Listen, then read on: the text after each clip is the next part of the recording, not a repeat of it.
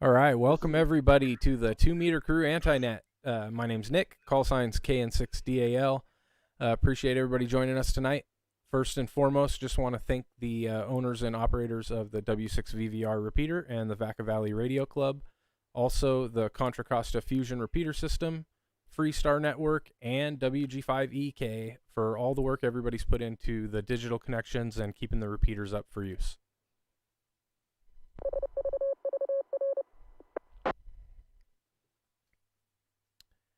And before we get started, if there's any priority traffic at any time, you can break and say your call sign, and we will clear the frequency for you.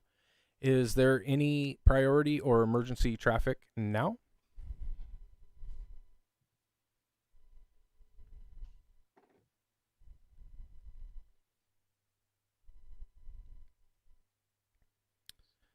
All right, nothing heard. The 2 Meter Crew is not an actual club. We're just a group of ham enthusiasts. We're all learning and enjoying all things ham radio related. There's no dues or fees to be a 2 Meter Crew member. And for more information, you can check out our Facebook at 2MC or join our Discord group. There's links in the description on YouTube if you'd like to join any of those, and we'll post them in the comments throughout the night on the live chat.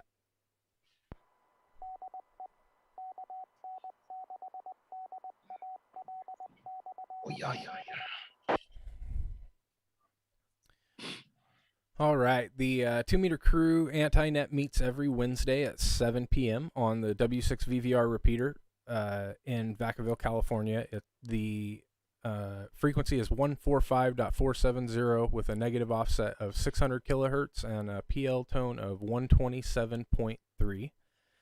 We're also available and reachable through Echolink at WG5EEK-L and W6VVR-R.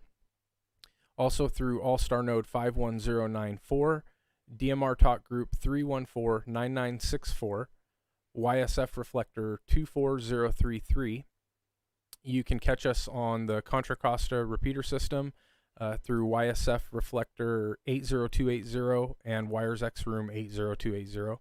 We're also linked through Freestar, and their all-star links are 2195 and 53375. And one thing worth mentioning with all of the different digital connections, if there's anybody who has tried to get into the AntiNet or tried to jump on any of those and they're having trouble with them, let us know. Maybe post it in the chat or email any of us, and we'll see if there's any kind of problem with that connection, or see if we can get you an alternative connection. Because in addition to the ones that we've just described, there's literally like almost 100 other ways to get in. So just let us know if you're running into problems, and we're happy to help you out.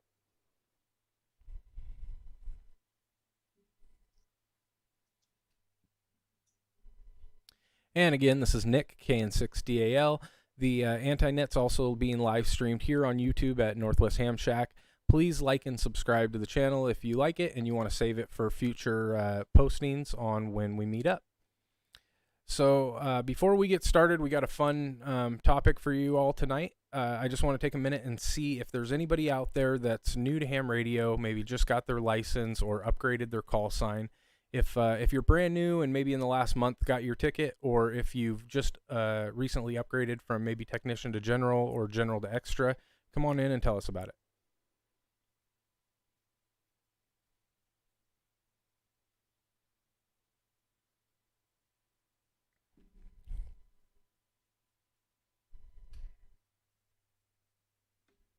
All right. Well, we always like to take a minute and check in and see if there's anybody new out there. If you are new, this is open forum. You're always welcome to break in and say hi and check in with us if you have any questions, or if you want to just let us know your call sign.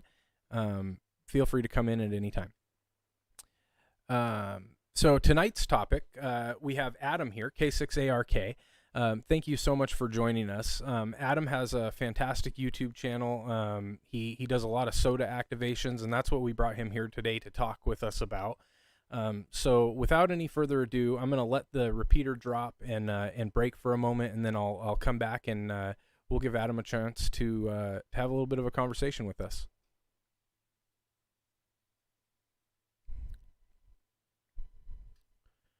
All right, Adam, we're keyed up. Appreciate you coming in tonight, and take it away. Tell us a little bit about yourself. All right. Well, thanks, Nick. I appreciate you having me here to join you guys tonight. As you mentioned, my call sign is K6ARK, Kilo 6 Alpha Romeo Kilo. And I'm an avid antenna builder, electronics tinkerer, and Summits on the Air activator. And as sort of a corollary aspect of those hobbies, I like making educational and sometimes even entertaining videos of my adventures and projects that I embark on. I post all those on my YouTube channel, which is my call sign, Kilo 6 Alpha Romeo Kilo, K6ARK, portable radio. So you can search YouTube and pretty easily find me there. I'll go ahead and let the repeater reset.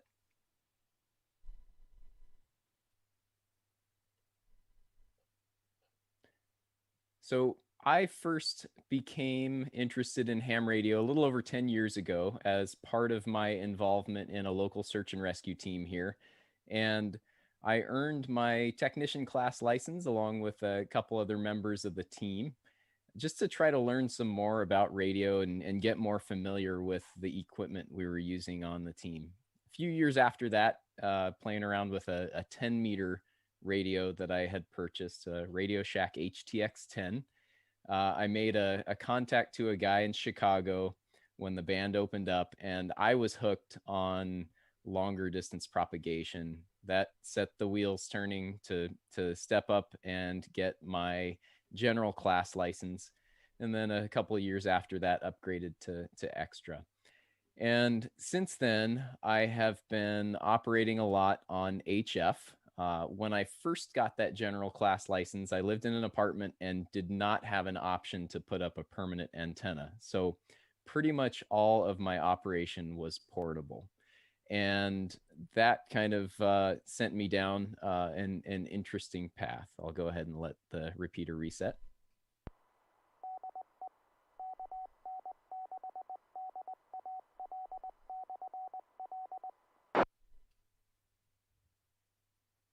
So one day I was out for a hike in the local mountains, and I made my way up to Cuyamaca Peak, one of the local summits. And I thought, I might as well bring my handheld with me and just see who I can reach on 2 meters simplex from the mountaintop. It should be fun. So I'm up on the mountaintop making some contacts, and this station comes back to me and says, "Are you doing a Summits on the Air?" Or I think he said Sota activation, and I was like, "What? Nah, what's Sota? I don't know what this is. Tell me more." So I got a brief explanation of Summits on the Air. And when I got home later that day, I did some Google searching and found some more information on that branch of the hobby. And what I found in my search was one of the first things I found in that search was a YouTube channel by a guy named Steve, call sign WG0AT. And he's got a slew of videos of him taking his pack goats up to the Colorado mountains. And while he's making piles of contacts running a 20 and 40 meter CW from these tiny little radios that I can't even fathom how he's working DX on these things. The goats are in the background providing some comic relief. And if you haven't seen Steve's channel, I strongly encourage you to look up WG0AT and check that out. Go ahead and let the repeater reset.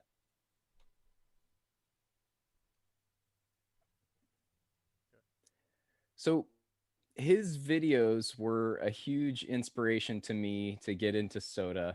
It really piqued my interest.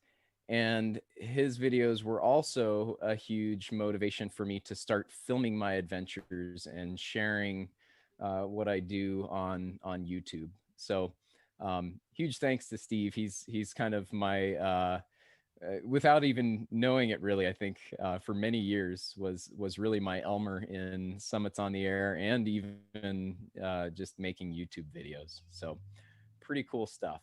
So I've talked a little bit about Summits on the Air, and I want to give you a little bit more info about what that program actually is. It's an awards program. I call it a game. It's not a contest. You're not competing against anyone but yourself in making excuse me, in making contacts.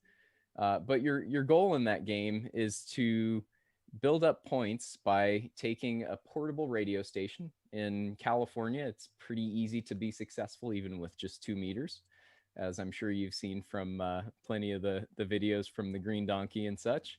Um, Bring your station up to a mountaintop that qualifies based on its prominence, basically its separation from a higher peak by lower terrain, and operate from that summit. Make at least 4 contacts for the points, and the summits vary in point ranges from 1 to 10 points, with some opportunities for bonus points as well. And if you're not interested in climbing mountains, you can also earn points as what they call a chaser, someone operating from home or just not from a mountaintop, making a contact with that station that is on a mountaintop. When you're done with all that, you submit your logs to the database. It's purely a self controlled system based on just your own honesty and honor. And the kind of the primary milestones you're shooting for are 1,000 points.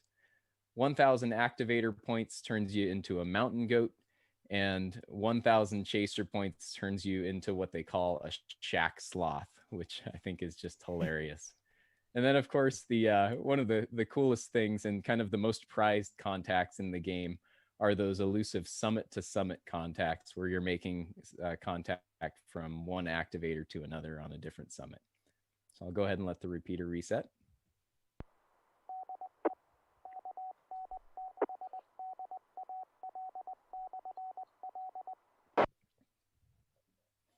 So I'm going to go ahead and pass it back to Nick for any questions, or if he'd like to throw it out to the crowd for any questions about Summits on the Air, or even any other aspects of the hobby that I play around in.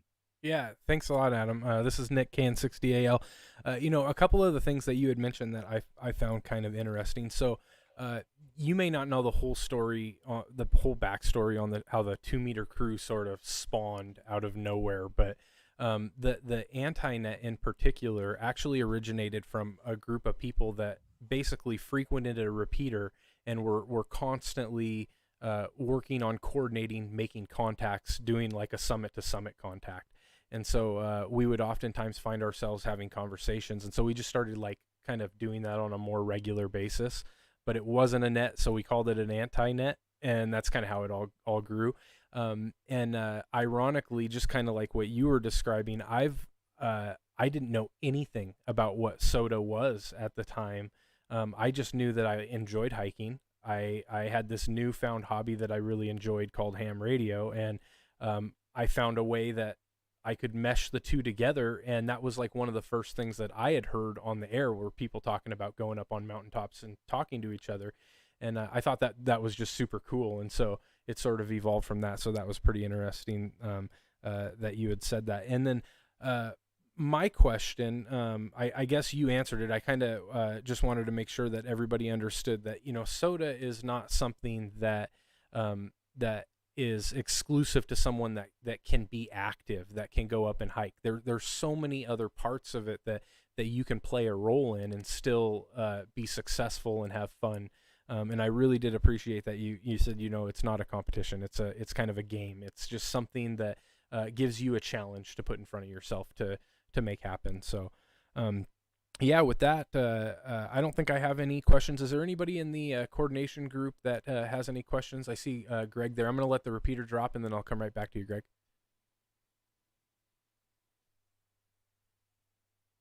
All right, take it away. Yeah, yeah. Actually, I do have a question. I've done Soda before, and it was a ton of fun. But I did it on Simplex. I did it on 2 meter Simplex. When you're going out there, and I know I've seen some of your videos, and they're awesome, by the way. And I understand that you're doing some of this on QRP and on HF. What channels are you doing when you're doing it over HF? Yeah, good question. On HF, I operate pretty much on all the bands. I have I have made Sota contacts and activated on everything from let's see, I don't have any 1.2 gig contacts yet. I recently acquired a radio for that, but everything from 70 centimeters down to 160 meters. I even have a 160 meter summit to summit contact with KE6MT Rex up in the Bay Area there, or San Jose, I guess.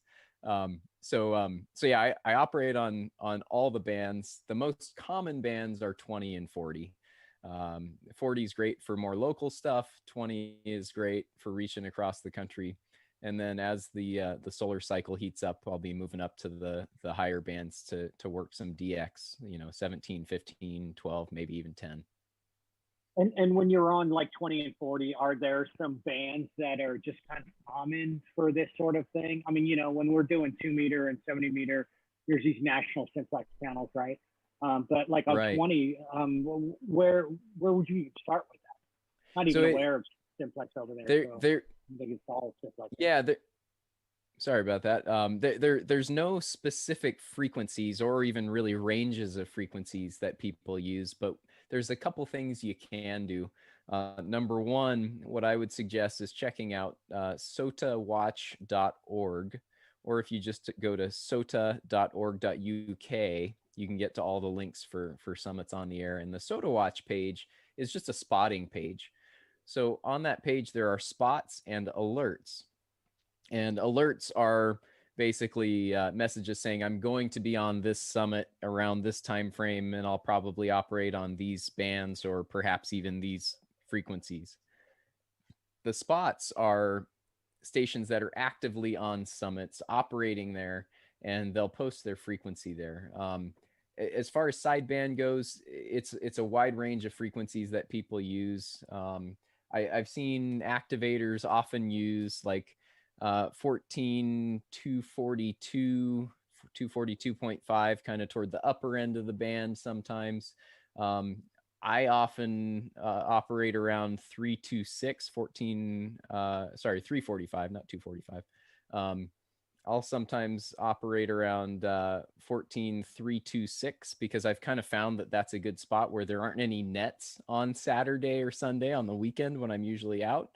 But it varies. People typically just find an open spot and start operating. In the CW portion of the band, personally, I often operate around 7.060 or 14.060 and then move up slightly from there if there's anyone on frequency. But yeah, there's no specific frequencies. 1 2 meter frequency to note that's kind of gaining some popularity. We obviously use the national simplex calling frequency pretty regularly, but 146.580 has been kind of begun to be adopted as an alternate, I guess, sort of outdoor active portable simplex calling frequency. So that's a good one to put in the scanner as well.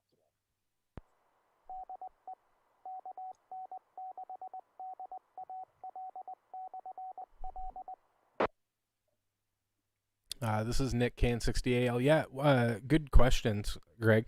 What other kind of applications or websites or things like that would you use as far as getting more active into Sota to help you like track what you're doing, things like that? Yeah. So a few good ones. There's an iOS app called Sota Goat. I'm an Android user, so I actually have never used it, but it gets very good reviews. It serves a variety of functions from spotting to monitoring spots to finding summits. Other common ones that I use, and it's not a Sota specific app, and it's actually exceptionally useful for a variety of ham radio purposes, an app called Ham Alert. The Ham Alert app allows you to set up alerts even on a mobile device that send you either text messages or emails or just notifications within the device when certain spots meet filters that you're looking for. So, for example, I have a ham alert filter set up when I'm home on the weekends and just tinkering around the shop, building an antenna or something.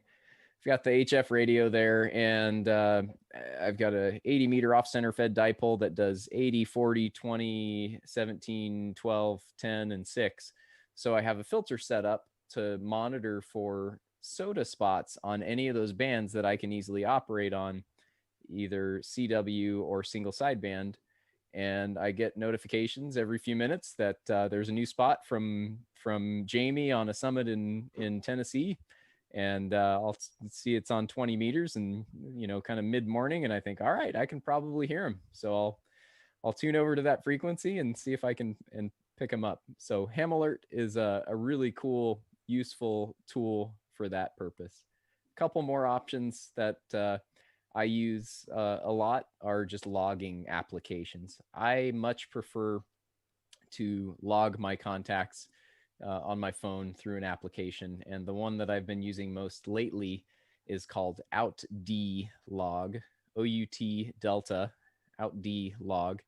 And it makes it very easy to export to a Summits on the Air format. You can log summit to summit contacts. You can monitor Summits on the Air spots for summit to summit contacts, and just click on one of those spots and it enters all the information into the log for you for that contact, and then you can save it. So OutD-Log is a really useful tool.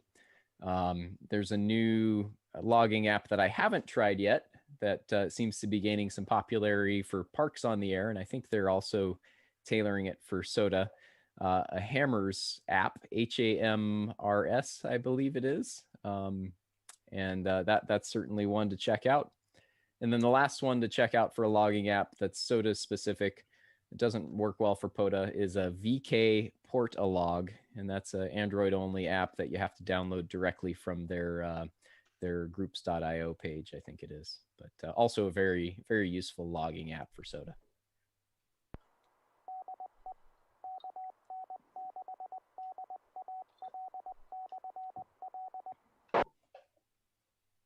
Awesome, tons of great info, and thank you, Mike, for posting those in the chat for people to see. Appreciate that. Question. Yeah, go ahead, Tim. Yeah. So, do you mostly drive to these remote locations, and do you get more points if you hiked or mountain? I checked out one of your videos, and you were mountain climbing, and I thought, well, what is this guy doing? It was from 2010, and you were at the end of it. I figured out you were giving a demonstration to people that were sitting on the rock, showing them how to climb this thing. But if you did do that with radio equipment on you, and you then risked your life, let's say climbing to a peak someplace, would that get you more points? Is that another category? Or no? So it's easier just to stay in the truck. It is. So there are some rules worth mentioning for summits on the air. You can't use your vehicle as part of your station, and the rules also say that you can't operate in the immediate vicinity of your vehicle, and that is purposefully left vague. I think primarily for access reasons, for people that are maybe more or less mobile. And I think the intent is that the program is a portable operation program. But I would invite you to read the rules and interpret them the way that fits what works for you. And no one should give you any shame for following the rules and interpreting them in the spirit that makes sense for your interests and your abilities. It's just a game. Understand. Yeah. So as far as the points go, the points are strictly based on the summit elevation relative to other summits in that region. So the region here is the California region, and California, of course, has some very high peaks, Mount Whitney being the highest, around 14,500 feet. So for a summit to earn 10 points, it has to be over 11,500 feet. So I've done hikes that are, 10 and a half miles round trip with 4,000 feet of gain and loss for a 2-point summit. I did one, a few weekends ago.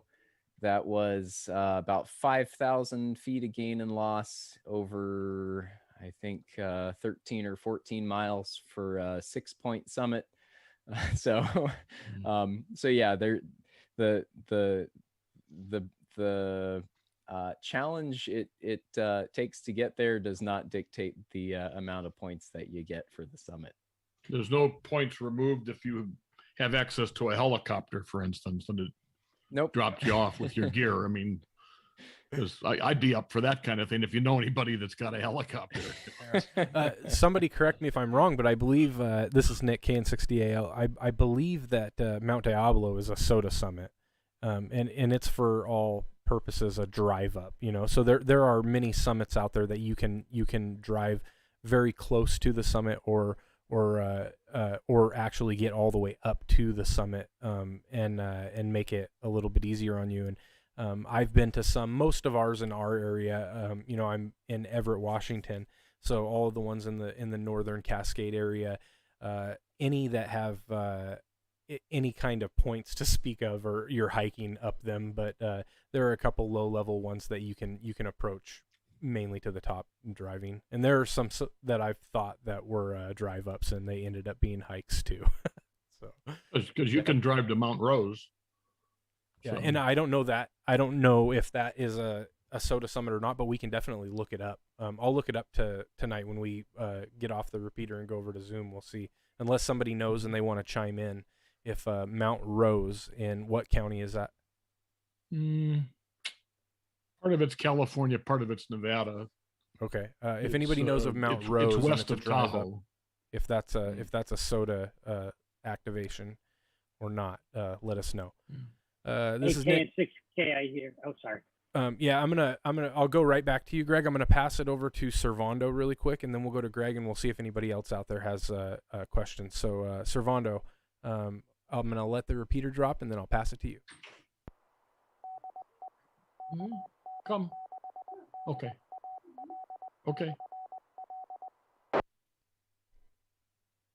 All right. K Go ahead.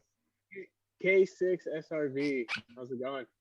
So my question is, I know there are a lot of people, a lot of new people get attracted to like POTA and Sota, because especially people who get into HF. I just recently got into POTA.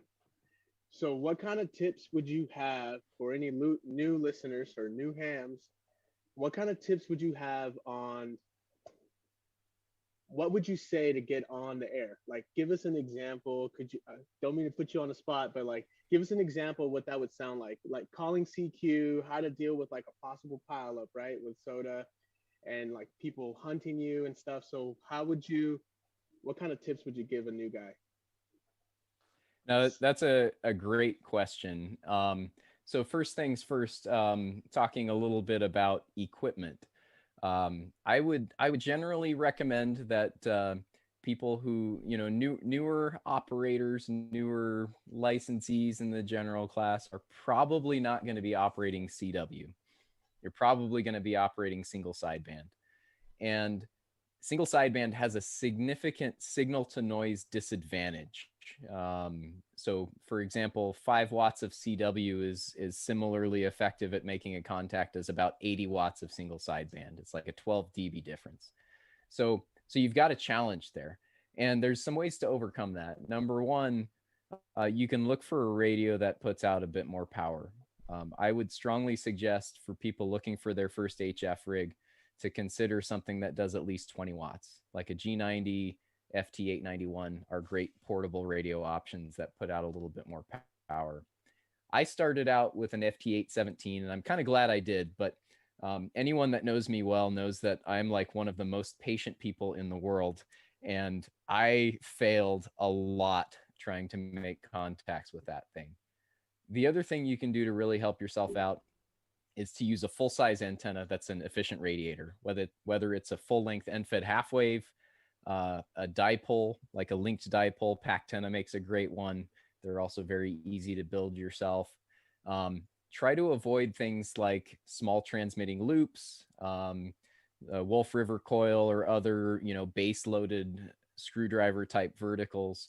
Even a full-size vertical antenna, if you want to go that route, is going to be a high performer. But a full-size antenna is going to put out a much more efficient signal and give you a much better chance of making contacts. So that's kind of your foundation for the equipment side of things. Now, as far as what do you do, technique and practices to make you the most successful. For summits on the air, spotting is king. Figure out a way to get spots out, whether it's via a cell phone. Set up your phone number with MM0FMF, I think it is Andy, in his text message spotting service. There is a way to spot Sota using APRS. If you have that capability, you can set up spotting via satellite messaging device if you have something like a DeLorme InReach. There's a little bit more to that, and it's a bit of a challenge. Won't go into those details right now, but that's a good option. Or, you know, call up someone on a local repeater or simplex and ask them to spot you on an HF frequency. If you can get that spot out and you're calling CQ on single sideband and you're putting out any kind of signal, you're going to make some contacts. Another key thing I see newer operators making mistakes on is how they're calling CQ. Once you get that spot out, you need to be constantly and systematically and regularly making noise for the next 10 or 15 minutes. What I usually do, and you may have seen in my videos, I like to call CQ. This is Kilo 6 Alpha Romeo Kilo, calling CQ for summits on the air and standing by for calls. Something like that. Try to have kind of a good rhythm to it and come up with a way to let people know that you're done transmitting, because they may have a hard time hearing you.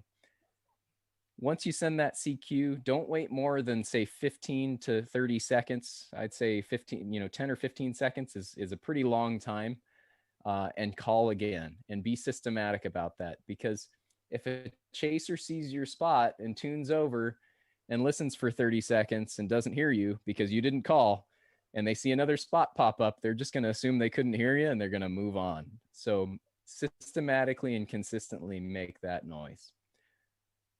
You're probably going to get a pileup at some point doing Sota because you are the DX station.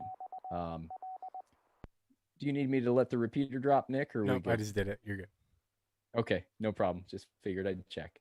So to deal with a pileup, what you got to do is understand that you're not going to get every call sign that's calling. All you need to do is get part of one call sign that's calling you, write it down on your scratch pad, and call back for that one letter, that one number that you were able to hear. Once you get that one number or letter, just forget about the other ones. Don't worry about them. They'll stick around and you'll pick them up later. But focus on just getting one letter or one number of one call sign. And once you get that, you call back and say the Kilo station, 6 station again, and you'll significantly cull the herd. You'll have far fewer people calling back to you, and you'll be able to get that contact easily. If you get nothing out of the pileup, you can even just guess and go with either K, Kilo station again, whiskey station again. Just pick a letter of a U.S. call sign, and you'll cut out maybe half to a third of the stations calling anyway. And then let's see, I had one more pileup tip. Oh, I think the final pileup tip is to listen for stations that are calling summit to summit, because those are those contacts that you really want to get, and they're usually going to be quieter stations in there. So if you hear summit to summit, just say summit to summit station only, please, and they'll come back, and you'll be able to make that contact. One of the cool things about Sota operators, because it's not a contest, it's just a game where we're all out there having fun, is that people are generally really courteous to each other, and just really cooperative in making contacts. So it really works out well. I'll go ahead and pass it back to you, Nick.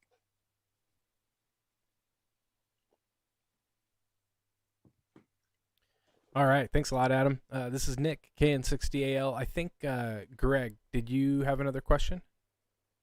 I think Servando's got one more. Oh. You got another question, Servando? You guys race for the mic. Go.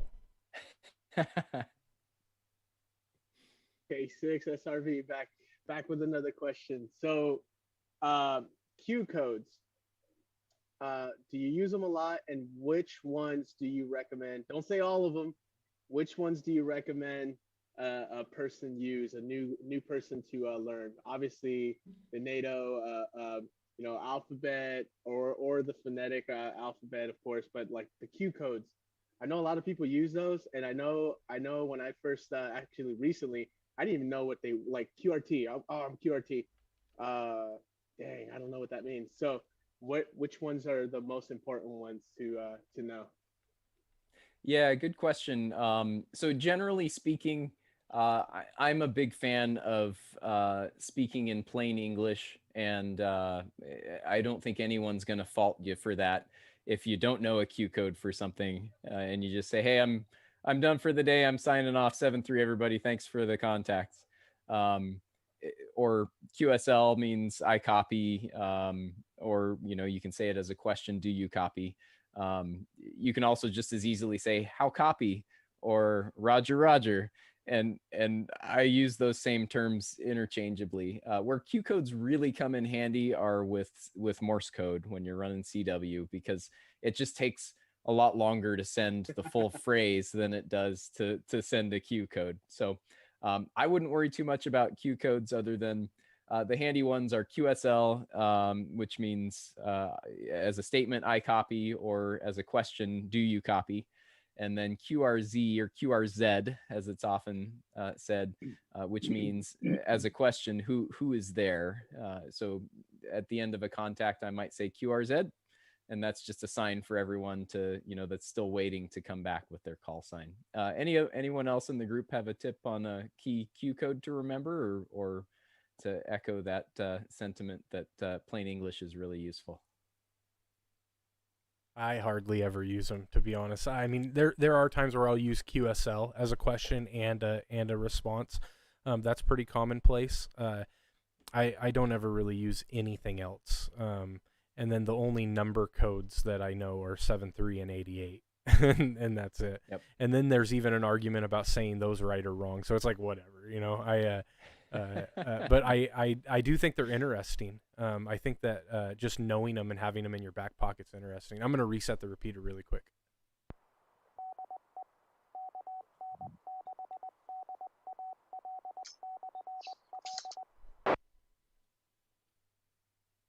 All right, and I think Greg had a question, and he's been very patient. Thank you, Greg. KN6KIE here for ID. I've done it. Like I said, I've done it once. Actually, Mount Baca actually is a Sota activation up there, and it was very cool. But what in terms of like, I don't know if there's a requirement because, like you said, that this is kind of a game rather than a contest. But what would you say is like a minimum number of calls you should make before or record before you actually say, smash this bad boy? Yeah, good question. So the minimum number of contacts to get the points for the activation is 4. It's pretty simple. You just need 4 in the log. And the other thing I'll say is that as the activator, you are king. And if there's a thunderstorm coming, get the heck out of there. Don't worry about the chasers.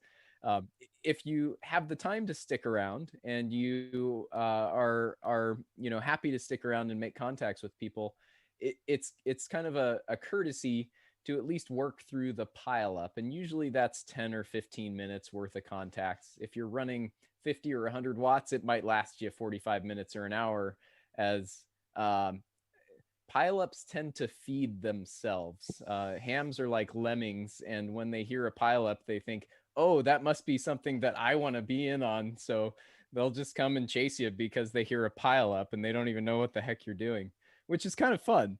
But I would say the key is that it's kind of common courtesy to try to work a band until the pileup fades and you've been on for maybe 10 or 15 minutes. So if I'm trying to go fast and work through a number of peaks in a day, I will often work 20 meters for 10 or 15 minutes through the pileup and make sure I've got everyone that's interested. And then I'll move on to 40 meters, do the same thing, and then I'll maybe make a few calls on 2-meter simplex and then move on. So that's kind of I would say a standard.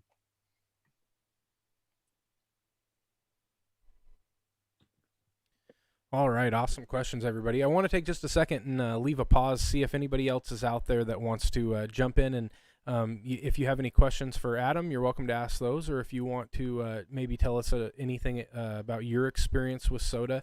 And before I do that, I will mention one thing that Jason from Ham Radio TV mentioned that we did not say, is that one of the rules is that you're only allowed to summit one particular peak each year. So you can go up to the summit whenever you want, but you can only log those contacts. Yeah. You can only collect the points once each year. So that gives you an opportunity to go check out new and different summits. So thank you very much for that, Jason. And yeah, let's take some check-ins, see if anybody's out there that has anything they want to share or any questions they want to ask. There, Nick Servando, and thank you, Adam. K6ARK, Michael from Carmichael.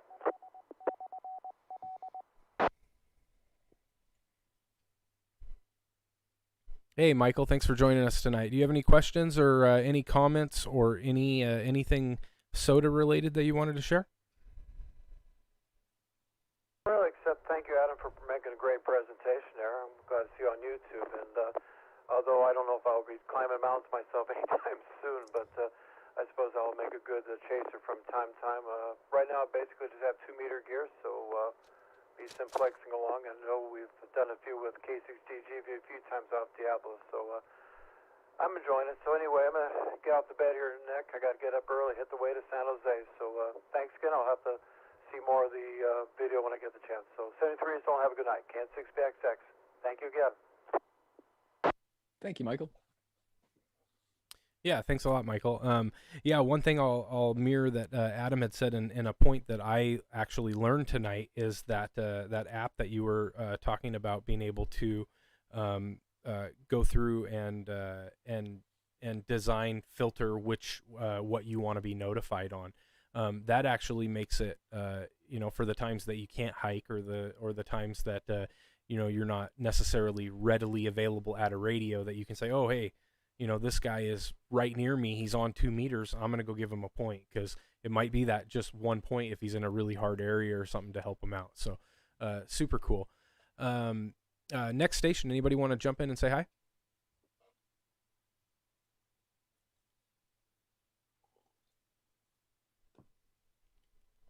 I guess I'll jump in. K6ARK, good evening. Hey, good evening. Thanks for checking in. What do you have to say for us tonight? Just enjoying the net and enjoying the Sota news, and that's all good. And yeah, as I said, just as long as you don't say 73, it's plural. QRT is always a great one, though. K6ARK.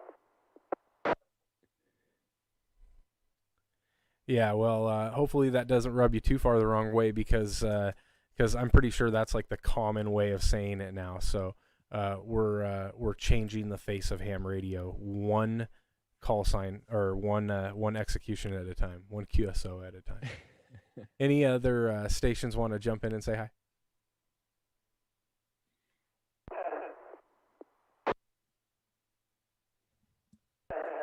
Yeah, that's like saying ATM machine. Totally redundant. All right, I'll let you roll. K6ARK, you're listening. All right, thanks, Frank. You have a good night. Any stations, come on in now. EJ6DLF, thanks for the presentation, Adam. That was pretty good. I heard you say that you had the FT818. Other than the low power, what was your issue with that?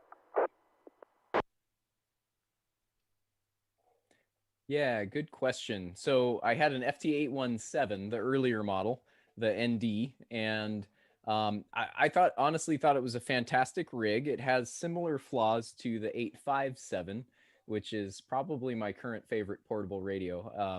And I'll probably anger some people, but I actually think it's better than the 891, and I have both. So there you go. But the biggest flaws with the 817, I think, are the weight of it, the small screen and heavily menu-driven controls, which is a common Yaesu thing. But really, the number one biggest flaw that made it difficult for me was the relatively poor filtering, particularly on CW. It doesn't have a very narrow filter, and you pretty much have to add the aftermarket crystal filters, which are discontinued and heinously expensive now, the Collins filters. I've got a 500 hertz one in my 857. I wish I had a 300 hertz one. So if there's anyone out there with a 300 hertz Collins CW filter for a Yaesu FT817, please let me know if you want to get rid of it. But yeah, that's probably the biggest flaw. So if there are any nearby stations, you tend to get bleed over and descents of your receive signal, and it kind of slows you down on being effective. So back to you on the repeater. Yeah, thanks for that, KJ6DLF. Yeah, I picked up one right before COVID, and along with a buddy poll, and had all these intentions of doing stuff, but because I work for a government entity, I've been busier than snot since COVID started, so I didn't get the time off to do the things I'd hoped I got to do. But thanks for your presentation tonight. That was good. I got a nephew that's doing all kinds of Sota stuff out of Arizona, so I want to get into it. Thanks again, KJ6DLF. Yeah, very good. The other thing, pros I will say about the 817, I feel like it's a really strong radio for single sideband. Even though it's only 5 watts, it puts out a really clean, clear signal that's relatively easy to copy for a QRP SSB station. So, and then having 2 meter and 70 centimeter, including on sideband, is a really fun thing to play with too. So I'll go ahead and pass it back to Nick to reset the repeater.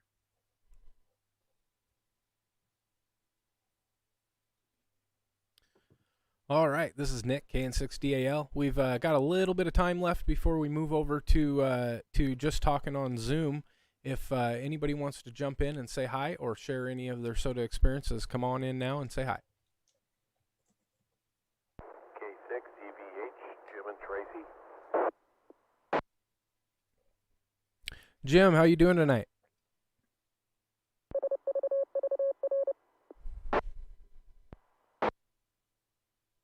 Doing well, sir. Thank you. Just wanted to jump in. I made a comment on the YouTube channel, but Servando's green screen, that is just the baddest thing I've ever seen. Very, very cool, and really enjoyed the net tonight. Some really good information. Thank you. Oh, hey, we appreciate you coming out and saying hi. Any other stations want to jump in and ask a question or share any soda experiences? Now's the time. Come on in.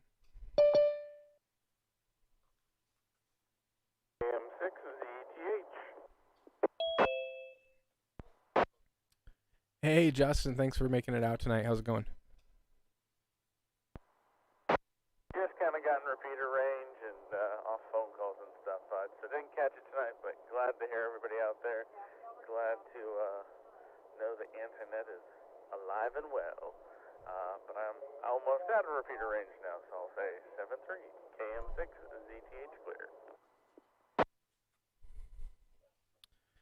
All right, thanks for jumping in and checking in with us tonight. And that's the beauty of YouTube, is you can go back and watch this over and over and over and over again. You can fall asleep to it. You can wake up to it. Just put this video on repeat and you'll be good to go. Next station, come on in.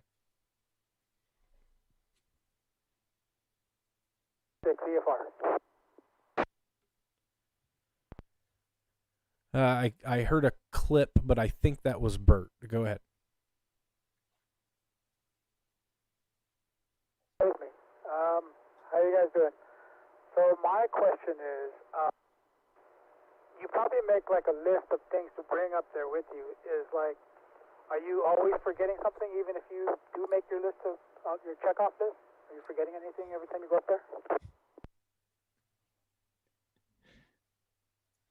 Go ahead, Adam. So that's a great question. I am lazy. I don't make a list, but I've gotten pretty good, having done so many activations, of making sure everything I need is there.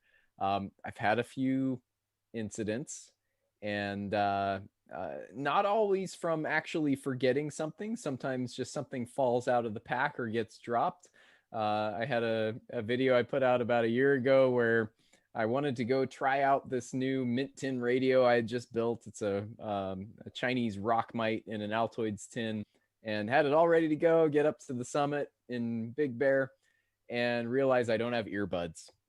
And I made the activation on 2 meters, hiked back down the hill, and sure enough, right next to the car door on the ground were my earbuds. They had fallen out of the case as I was putting stuff in the pack.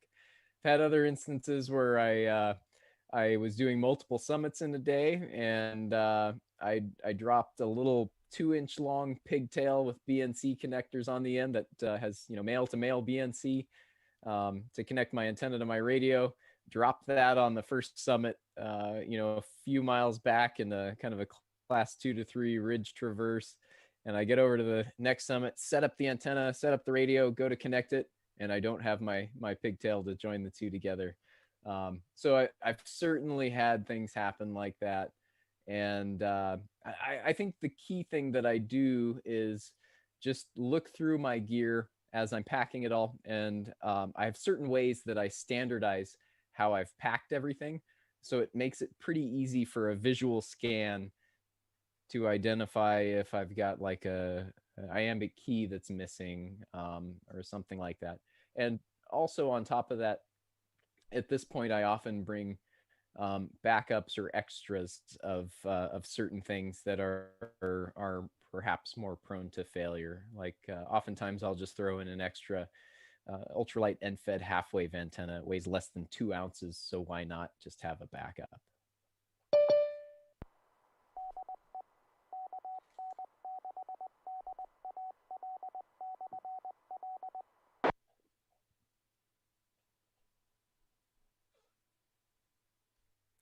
All right. Well, we've got time for maybe one or two more check-ins before we open up the floodgates of Zoom. I posted a link if anybody wants to join us in the chat on YouTube. There's a waiting room here, and you're welcome to hang out there for just a few minutes until we get everybody collected, and then we'll open that up. Until then, is there any other check-ins that want to jump in and say hi or ask anybody a question before we go?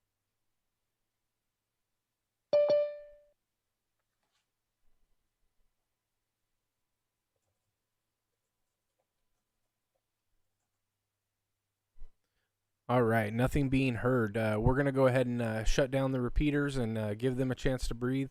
I want to thank Adam again. Thank you very much for taking the time to share your experience with us and give us a little bit of insight as to how Sota works. And hopefully this was helpful to somebody who maybe has thought about it or heard about it, but doesn't quite know all of the ins and outs. And again, if you have any questions at all, you're welcome to email me or anybody else in the coordination group. Any questions that you have with how Sota works or what you can do to get started, or maybe even just some tips and tricks of possible places to start. So with that, before we go, I'll give Adam just a last couple words before we shut it down. All right. Well, thank you, Nick. Couple more quick comments. One thing I didn't mention is that I would encourage you all, if you're interested in getting into Summits on the Air and aren't quite sure where to start, or even if you don't have the equipment to do it, look up on the Sota website activators that may be in your area. You can probably figure that out through the spots on any given weekend. And reach out to those guys. I am more than happy when people in the San Diego area near me reach out and say, hey, I'm interested in Sota. Can we go out on a joint activation, or do you have any tips for me? I love giving that kind of feedback, and people are generally really happy to share their knowledge that they've learned, and even just bring someone new out on a summit. So be willing to do that. The second thing, if I can remember, yes, I do remember. The second thing is that I think Sota has done a really cool thing by getting a lot of younger hams into the hobby and getting a lot of people learning CW, learning Morse code again. So I would encourage you all, even if you haven't considered it before, if you're interested in Sota, or even just, as a ham in general, learning Morse code is one of the funnest things that I've done in the hobby, and one of the things that I thought I would never do when I was new to the hobby. It takes a little bit of effort. You got to put a little bit of practice into it, but clubs like the Long Island CW Club, Learn CW Online, and CW Ops are incredibly useful tools to help you learn. And it's just really cool to be able to take a tiny little radio that's maybe the size of a deck of cards, or perhaps even in some cases the size of a couple of Anderson power poles, and be able to make a whole bunch of contacts from a mountaintop with an incredibly small kit. So thanks again, Nick and the crew, for having me here tonight. It's been a heck of a lot of fun, and thanks for everybody for joining in. So back to you, Nick. Yeah, absolutely. Thanks, Adam. Pleasure's mine. Again, anybody that wants to come in, we'll keep the stream going for a little bit. We've got the Zoom meeting still up, and you're welcome to join us. If you have any questions, reach out to any of us after the Anti-Net, and hopefully we'll see you all next week. So 7-3.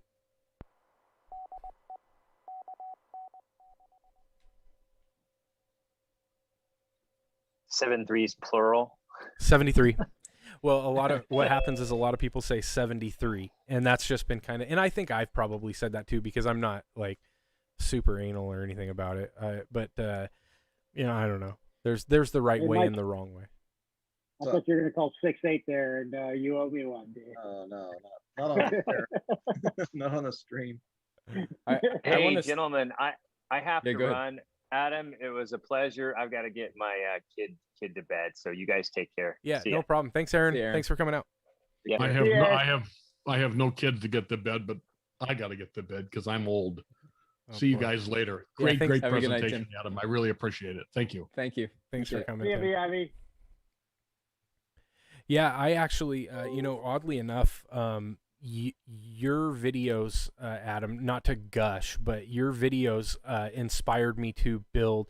So I don't really have any technical background at all, right? But I really love tinkering. I like building antennas. I like building all kinds of different stuff. And watching a couple of your like Altoid 10 videos and stuff inspired me to build two different radios. So I built I think it's called the 49er, and just boshed it. I can't even get it to work, right? And so then I went and got the Pixie, and so it taught me something, right? So what that taught me was I'm starting to understand the schematics of it, and I'm starting to understand a little bit more about how the components work with each other. And I'm far from an expert, but it's so much fun to take a kit like that and put it together and just learn from your mistakes, right?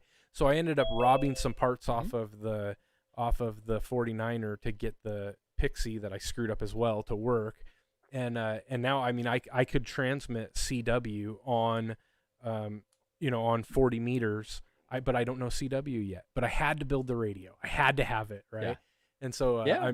I'm slowly kind of learning through that, and it's just it's an inspiring to see the build quality and the stuff like that, and going through like the little miniature, like the antenna. I built the antenna. Had to build the antenna because when Josh showed it. So that's how I found you originally. Was Josh showed that video of you sending him the antenna, and then I was like, I got to figure out how to make the antenna. And so then I found the video of you making the antenna. I was like, that's a little bit more than what I can do, but I'm gonna try it. I'll be right back. Yeah, that little plug, that was I think within a week or two of a Hackaday post about my antenna as well, and that like exploded the channel. It was kind of funny. Right. Yeah. Real yeah. quick, So can you explain again? Yeah, go ahead. You said like you have to. I'm trying to formulate my question here. Like the limit on how high you can be before it counts as activation, because I'm moving to an area where there's not a lot of like summits. So like, what's the minimum distance up from ground level wherever you're at that you have to travel to activate? Yeah, good question. So, but give me 1 second before I jump into that. Back to Nick. One thing that you don't see in my videos is how often I fail at stuff, and how many things I screw up and throw away, or have in the the parts bin to pilfer spare parts off of. I'm a mechanical engineer. I am not an electrical engineer, and this electricity stuff is freaking magic. So I let the smoke out of things. I break stuff. I fail a lot, but I learn in the process, and it's okay to do that. And you just have to have the patience to try again. So what summits count? The terminology that's important and that is used is prominence. Do you know what prominence means when it comes to summits? Probably 20 years ago in high school. No worries. It's not an entirely easy thing to understand. Let me try to explain it in kind of the technical definition, and then an example. So prominence basically means if you were to take a path from one summit to the next higher summit, and you took the path, no matter how circuitous or indirect, to stay as high as possible on terrain. For a Sota summit to count, you would have to have that summit. You would have to drop at least 150 meters, or just under 500 feet in elevation, before you're able to climb back up to the other peak.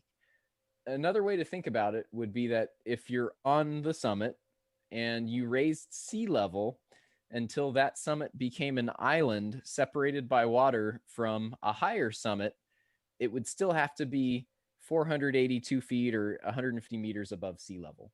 So that's kind of the parameter that gets assessed to determine whether or not a summit counts. 150 meters of prominence. So the easiest thing for you to do to figure out a nearby summit that will count would be to go to sotamaps.org, and under the mapping link at the top, there's a way to search for a range. a range ring within, say, 30 miles or 10 kilometers or whatever you choose the distance to be from a given city or location that you type into a search bar. And you do that, and it'll show you all the Sota summits within that range. And it's a really easy way to say, hey, what Sota summits are within 50 miles of San Jose, for example. So that's what I would suggest you do. In the US, the summit database is pretty complete. It's basically been completely updated based on the current USGS surveys of terrain and prominence of each summit. So if there's a summit that you think should count, but it's not on the list, it probably actually doesn't quite have the prominence it needs. Gotcha. Thanks for clarifying that, because it was kind of like you talked about it, but I didn't understand exactly what you meant. But yeah, that makes a lot more sense now. So thank you. Yeah. Prominence is kind of hard to picture or understand. I think that the island analogy is probably the easiest way to kind of picture it in a physical sense. Mike, are you talking about Arkansas? Yeah. So it's gonna be difficult. Hey, I'm just gonna share this screen really. I'll just throw it on YouTube and then I'll share it here really quick. There are summits in Arkansas. Yeah, so you actually consider yourself lucky compared to like Kansas. Kansas is screwed. Sorry, Kansas. Iowa. Look, Iowa has 2 low-level summits to choose from, one at the top and one in the middle. Yep. But Arkansas and Oklahoma area. The other kind of funny thing, if you're in Colorado, a 10-point summit has to be above 13,500 feet. Oh, because of the baseline elevation, yeah. Right. Yeah, and there's Colorado, and it's so funny if you've ever been to Colorado, it's really cool on the Denver side to look over. First of all, that whole area is really a beautiful part of the country to check out if you haven't. But looking from like this area over to the, from Denver towards the mountains, it's so cool just to see like it's completely flat behind you and it's a complete mountain range in front of you. It's really cool to see. But yeah, Arkansas, there's a pocket here where there's some pretty high elevation peaks. I don't know what kind of drive that would be.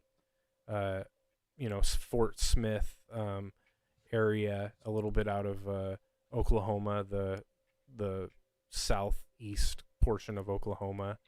There's quite a few summits up in that area. Yep. Yeah. Looks like the closest one might be up by the lake, that yellow orange one. Yep.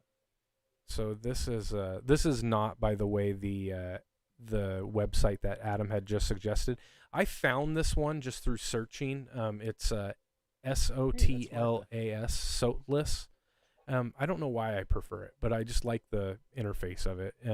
And you can expand on it and see who's activated it most recently. That particular one is 1,800 feet. It's like a drive up. Yeah. Now on this map, it looks like there's numbers in these circles. Is that the points?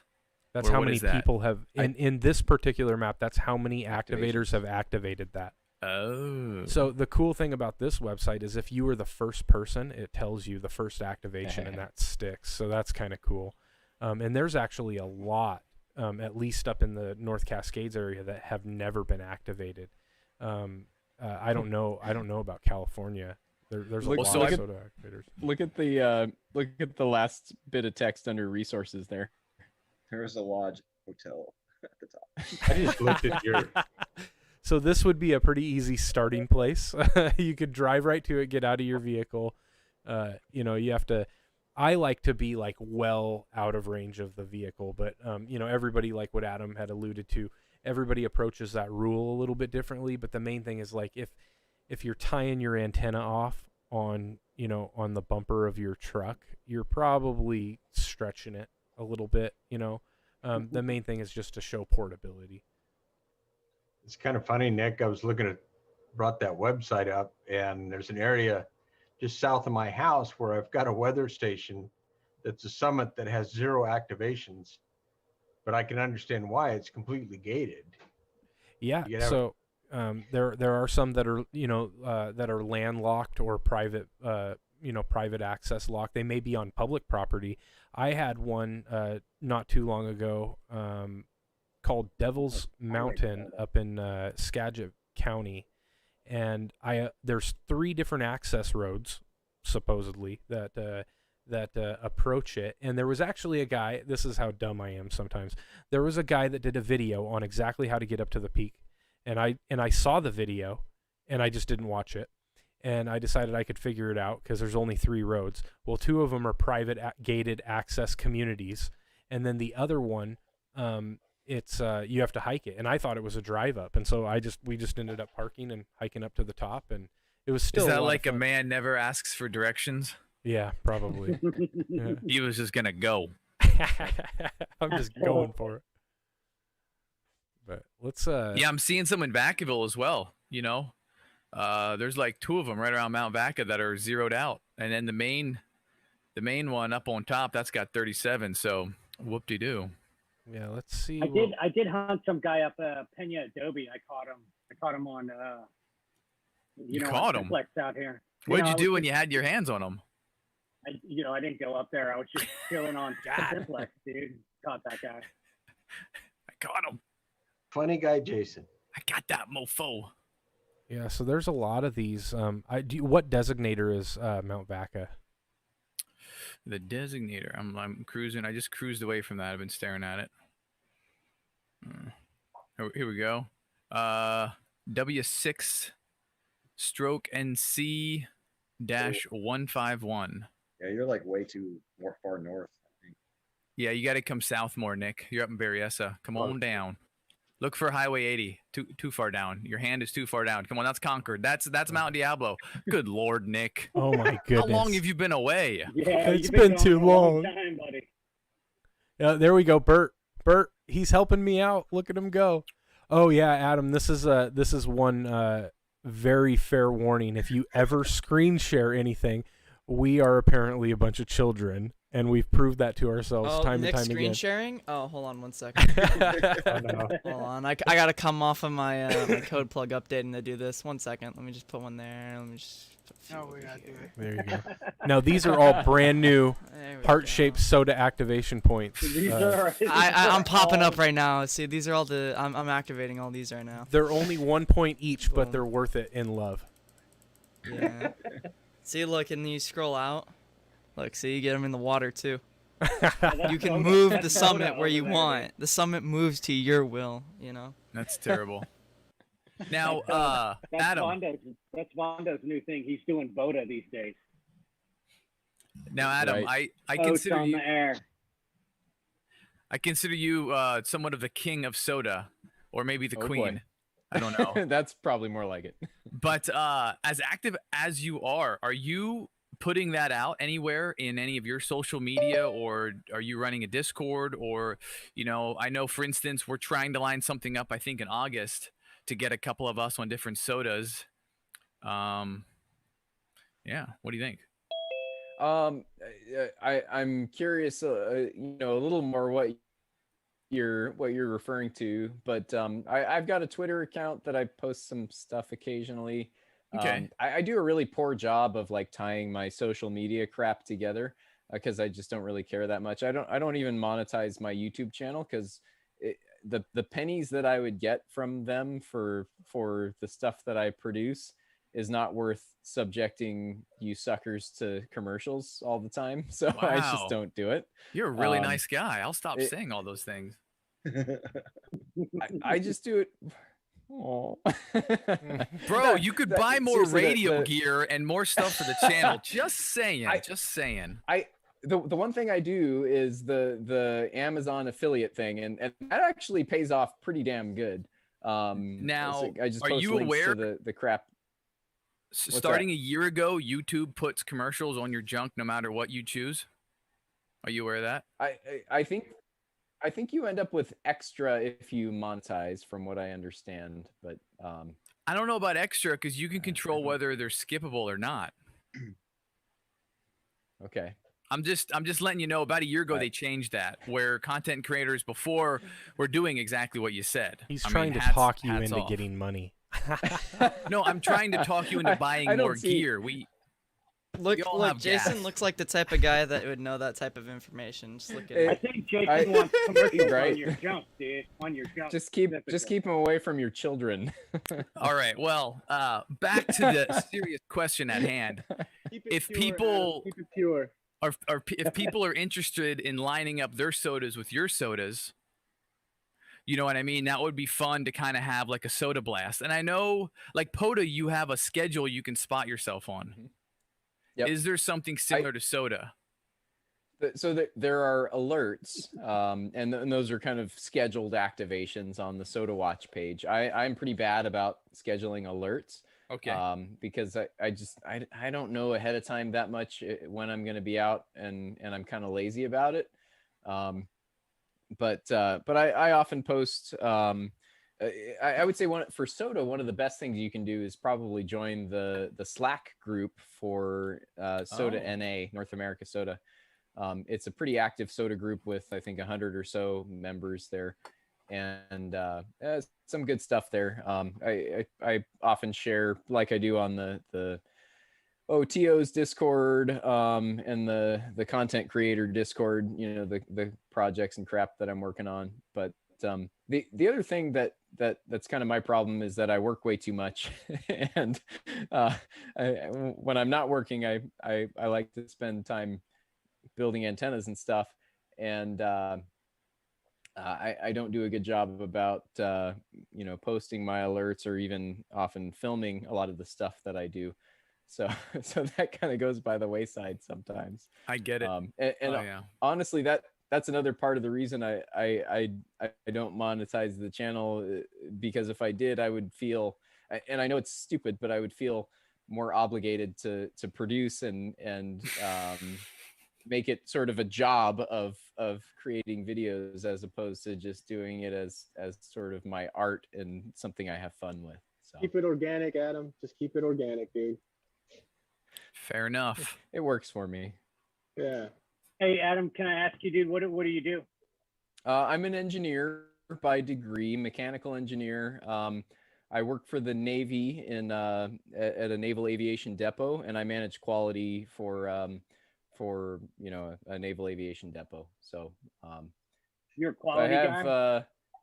I am basically the quality director there, for a site that does about 120 or so aircraft heavy depot maintenance events a year and 20,000 or so components. So yeah. Gotcha. I do some quality work myself. At the gas station, pumping gas. I'm just. Oh yeah. he's lead fuel technician. Yeah. I'm the. Never mind. I don't know where I'm going with that. So what's the minimum you're gonna stay on the summit? 4 contacts. 4 contacts, and that's it. Yeah. So I have a goal. I'm not going to be able to do it this summer. I haven't been training for it, but up in the White Mountains, which is the range east of the Sierra, there's one of the 14,000 California peaks is up there. It basically divides the Owens Valley from Death Valley, Saline Valley. There are a bunch of relatively easily accessible 8 and 10 point summits up there, and I think if I get in shape and do it right, I think I can potentially get 10 summits worth 100 points in 24 hours. Wow. And if I do that, it's literally going to be get my 4 contacts and get the hell out of there, because it's basically I'll start on White Mountain, which is a 14,200 and something foot peak, with a mountain bike. Go up early in the day, relax and rest, and make sure I'm acclimatized and as rested as possible, because I'm going to be going for the next 24 hours. Make the activation as soon as the Zulu day rollover occurs, 4 p.m., and then ride my mountain bike 8 miles down the dirt road back to the car. And then from there, I'll have 9 more summits with about 16 miles of hiking and 8,000 feet of gain and loss. needing to get 4 contacts on each one in the next 23 and a half or so hours. You know, one of the oldest trees in the world is in the White Mountains there. Yep. Yeah, I've always wanted to It go is, see the that. Bristol It's really Cones. cool. Speaking of the time, it's cool up there. Speaking of the time thing, so that was one thing that I always had a question. So time rollover is like 5 o'clock to 0 or 4 UTC. depending on daylight. Yeah. Is there a rule written down anywhere that says like if I'm up there activating and it rolls over to the next day, that doesn't count as the activation? I think your my understanding is that your 4 contacts have to be in the same Zulu day. Okay. And don't quote me on that, but I'm pretty sure that's how it works. I rarely get just a few contacts. I like to operate for a while. I've gotten up to like 140 or so contacts on a summit. I don't know. Let's see if I can share screen. If you want to enable screen sharing, I can show you a few pictures. Yeah. I typically stick around for a while, so that is seldom an issue. The other thing worth noting on the Zulu rollover, although you can only activate the summit once per calendar year, chasers can chase the summit once per calendar day. So if you're up there at if it's during daylight saving time and it's the Zulu rollover is 4 p.m. If you're up there at 3:45 and you make contacts with 10 people, they might chase you again after the Zulu rollover to get those points again. So so that's something to be aware of and to welcome, because it's kind of serving your chasers. I'm actually really actually it was kind of an epiphany when you told me about like because I went up and did like a 2-meter activation, and I tried 70 centimeter as well, but to go up there and then roll through 20 meters and then roll through 40 meters and just see how many different kind of connections you could get there. I never really thought about that as much, so that's definitely something I'm gonna. Well, I can't do it over at Mount Vaca. I already did my my simplex connection up there, but I'll have to go find another hill to really spend all day and give it a shot on all these different different pads. Where's your mic, Greg? Jeez. I'm just using this, dude. I'm starting to pack I can stuff tell, away, brother. I'm starting to pack stuff away, dude. Oh, you're leaving California too. Oh man. I am. I just it's kind of the cool thing to do, like to be 3 honest. days ago, dude. So, are you guys able to see the photo there? Yeah, no, that's a cool QSL. Yeah. I need to get some more of these printed. This was on a local summit. My sister was bored. She was visiting, and she's a graphic designer, and took this picture of me while I was operating with my little tent pole magnetic loop antenna and the mountain topper. And while she was waiting around for me to make contacts, she decided to make the loop flaming. And then I said, it's not really complete until there's a bobcat jumping through it. So she added the bobcat as well. Awesome. That's awesome. I was like, all right, I need to make that a QSL card. Does that mean something to you, the bobcat? Not particularly. I think, wild cats are pretty cool, bobcats and mountain lions. But other than that, nothing in particular. Oh, man, it's too bad Aaron took off. He's a huge mountain climber type too, man. He loves all that stuff. Yeah, I do a lot of rock climbing. Well, I used to do a lot of rock climbing. I do a lot less rock climbing now. But I've been part of mountain rescue for about 15 years. This is just a photo of that. I don't know how many of you guys saw my DX Brewmander video, but that was kind of a fun one where I welded 40 or so beer cans together and made a 20-meter vertical antenna out of them. And it actually worked pretty damn good. Dude. Do you still have it? No, I recycled it. So this is the loop antenna that I used to make that 40-meter contact to Japan on Sunday. This thing folds up to about 10 inches long and weighs about 8 ounces and sits on an upside down trekking pole. That's cool. Pretty cool little design there. This is it sometimes takes a second to show up, but this is my my latest creation that I'm going to be playing with this weekend. This is a 16.5 foot long boom that folds up to about 4 feet in length, and it's a 5-element 6-meter beam that gives about 8.5 dBd of free space gain. And I'm going to play around in the 6-meter sprint this weekend with this thing from a mountaintop. The whole assembly with the mast weighs 7 pounds, and I can set it up in about 5 minutes. So it's pretty good fun. 6-meter. You're brave, dude. I Yeah. never find anyone on 6-meter, dude. Is that It was open sideband, today. or is it sideband or FM? It'll do. I think it'll make it up to FM, but I'm not sure. I tuned it primarily for basically CW sideband and FT8. So that's kind of where it's focused. This is a little 6-element 2-meter beam that I built and made a 328-mile contact with, my best on 2 meters yet. That was summit to Arizona. That was a pretty cool day. And then, we were talking about, this is part of why I brought this up. Hey, quick Yeah, go question ahead. on the 2-meter. What was your elevation when you made that contact? I was at 5,200 feet, and the other station was probably at about 6,000 or 7,000 feet. So it was well beyond line of sight. I think we had some tropo ducting going on that helped us out. Yeah. That's super cool. I I love hearing about those long contacts. Oh, it's We've cool. got a really unique situation out here from Mount Baca to like Tahoe and the Auburn area. I mean, it's really because of the Central Valley there. You could really make a contact. I've got an arrow antenna up there, and made some contacts over close to the Tahoe area, which I really think it's just it's just the perfect storm kind of situation sitting up here in Northern California. I really dig that sort of thing out here. You made that. It looks like you made that arrow antenna right there. Did you 3D print the insulators?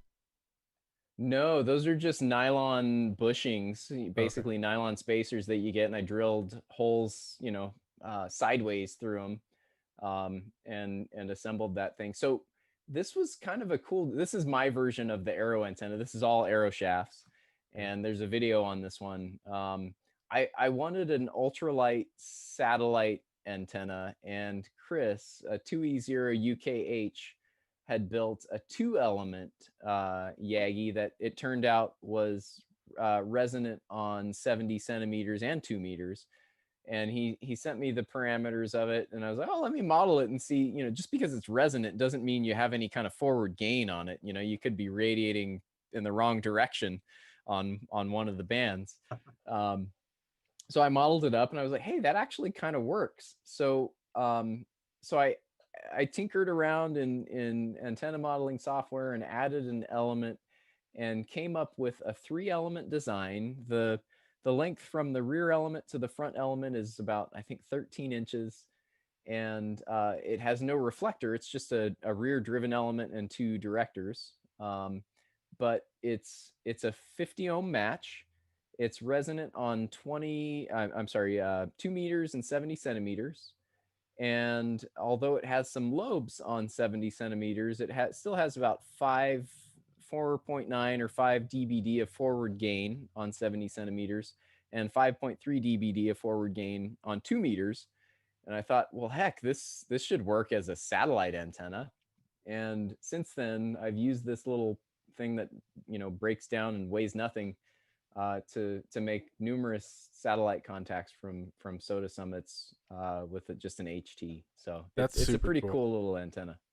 I made a little arrow Yagi where the elements go inside the arrow shaft, and so cool. So it can hold itself. And then so the problem that I ran into with that is it was really challenging because I don't have like a drill press. It's all freehand, and it was really challenging to get the elements to line up, right? And so my solution to that was I found a 3D print model that was for a larger Yagi, and I shrunk it down and then just drilled that out to keep the elements straight. and so it's perfect. I can literally just pull the elements out, shove them in there, and then clip on a chunk of coax, and I'm ready to go. And the furthest contact that I made with that was 185 miles, so 328 is crazy. But yeah, that was from Washington to Oregon, and that was really exciting for me. Very cool. Yeah, so that day that I made that 328 mile contact, I had four contacts over 300 miles that day. It was it was the Arizona I forget what they call it, but basically the Arizona summit to summit day. So there were all these stations on Arizona summits, and I was like, well, hell, I'm going to go up to a SoCal summit and see if I can hear them. And I'm going to bring my 2-meter beam just in case. And lo and behold, there it was. Yeah. Well, I know some people that are going to be on Whitney in September. So if you're going to be out and about, they could coordinate something. And I'm going to go to Mount St. Helens that same day. I don't have any hope that anything's going to work there, other than we'll both have HF rigs, so we should be able to make some kind of HF contact there. What weekend? That is going to be. I need to pull up a calendar. I think it's the second or first weekend. While you're looking, I've got a very serious question for you, Adam. Oh boy. And that is, how do you get your wife to come play radio? I've seen a few of your videos. You guys go out hiking. I'm just like, honey, come here. You gotta look at this. Look. That's great, man. So Johnny is so I met her through rock climbing. She loves camping. She loves the dirt, the outdoors. She has run 100-kilometer ultra marathon. She's a very outdoorsy person, and she's totally down for going out and playing in the mountains. And she'll bring a book and hang out for an hour as I dick around with the radio. Man, that's awesome. And she's good with it, as long as the weather is decent, and or she comes prepared to to stay comfortable by sitting still for an hour on a mountaintop. So, but yeah, she's a good catch for sure. That's sweet. Awesome. That was it's going to be the weekend of Saturday and Sunday, September. So the 4th and the 5th are the days. That's a weekend before. So I will be up with a bunch of the YouTube geeks on a backpacking trip. It's going to be Are you going on that one, Jason? Are you a maybe? I'm tentative. It's kind of far, and I'm kind of a wimp. I just kind haven't of done far. anything. You're like that. The closest one to that place, dude. Isn't it 5 or 6 hours? Is it 5 or 6 hours away in a car? That's not far. I'm driving 13 hours to go to field day. Okay. Well, me and Chuck might carpool because Chuck only lives 20-30 minutes away from me. Okay. Yeah, you guys are the closest by far. So. All right. What about you? I'm driving up. It's it's a 6-7 hour drive from San Diego, but I'm organizing the damn thing. I'll be there. So bottom line, where are you guys heading to? We'll be up in the Tioga Pass area. I'm gonna try to drag these guys up to a Sota summit. That's a relatively easy one for a Sierra Peak. It's class 1, and but it's it's over 12,000 feet, so the flatlanders are going to suffer. But yeah, how far can you drive up for it? You can drive up to about 10. So we're going to backpack in. We're going to do 2 nights. The hike in is super easy. It's as easy as it gets. Maybe 2.5 miles. Says the search and rescue guy. Less than 500 feet of elevation gain. Super easy. That's not that bad. Come on. That's not bad. No, it's not bad at all. And then summit day is like 5 or 6 miles round trip with less than 2,000 feet of gain and loss. So not terrible, but it's a bit of a climb to get to the summit, and you're 10 to 12,000 feet, so you're going to be sucking wind. But that's the weekend after. September 11th is when we'll be up there, and I will probably end up bringing the 857 and a 6-element Yagi. So if you want to work us on 2 meters, you got a decent shot. Yeah, heck yeah, 100 watts.